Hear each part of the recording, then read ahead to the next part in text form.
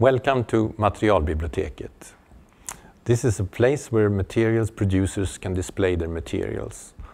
Engineers, architects, designers are welcome to touch and taste and bend and knock on the materials. It's not just a catalogue.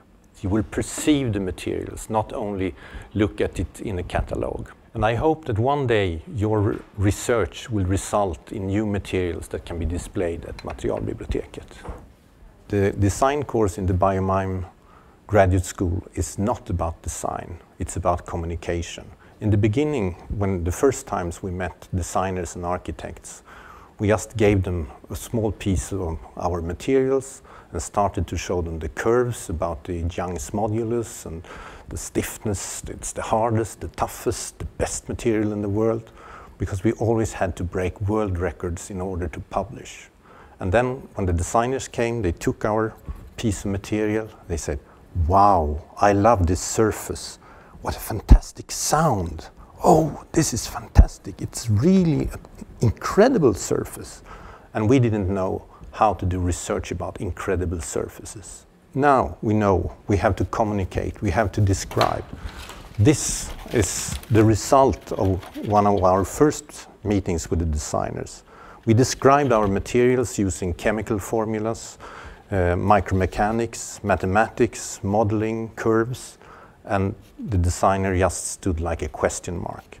And then we had some designers to make these couffés just to explain, to show the material identity, the properties. You can touch it, you can feel it. Everything that we said with mathematical formulas can be perceived by just touching this material.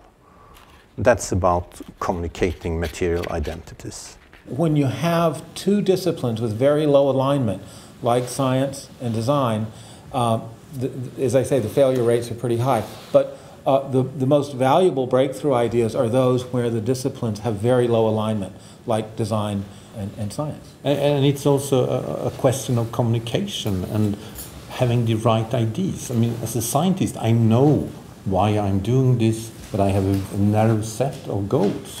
And presenting and discussing with a designer, you open the door and it's completely new fields. You see new applications. You bring something that's very different. I just see Young's modulus and stiffness, and you say, "What a lovely surface! This would fit into," and so on. Yeah. Yeah. So it's you have the big questions, I have the answers.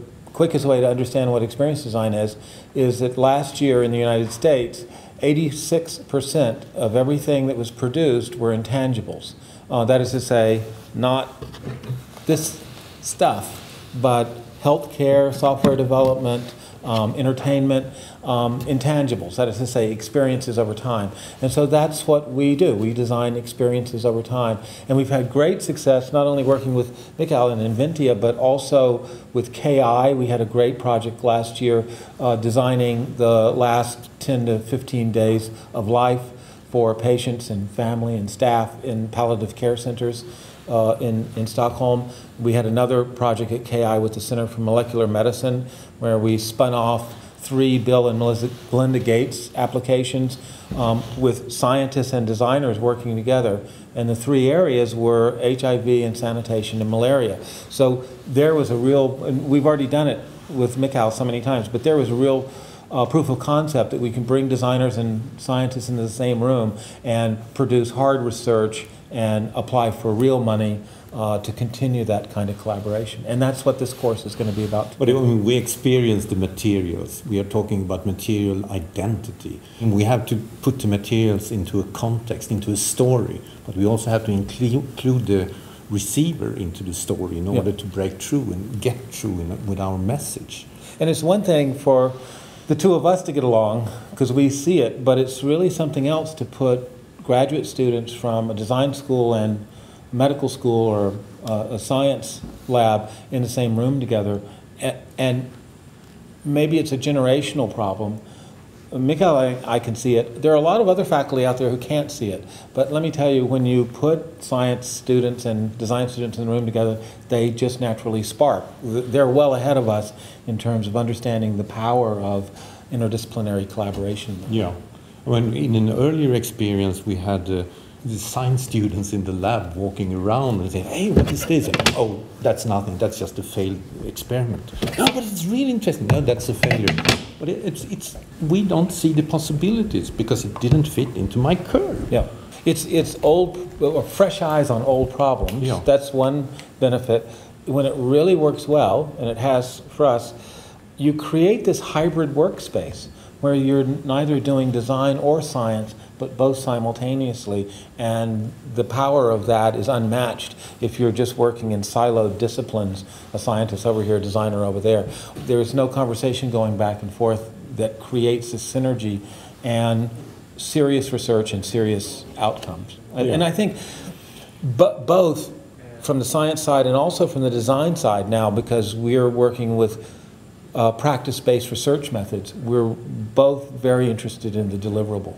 And if you are discussing science with someone without any science background, you get very tough questions. Mm-hmm. And as long as people dare to continue to ask these questions and you have to answer them, it will bring new ideas. And I think the whole course is about open-mindedness. Yep. That we have to be open for others' interest and how other people perceive what we are doing, and see the possibilities and opportunities where we can bring something new to the market.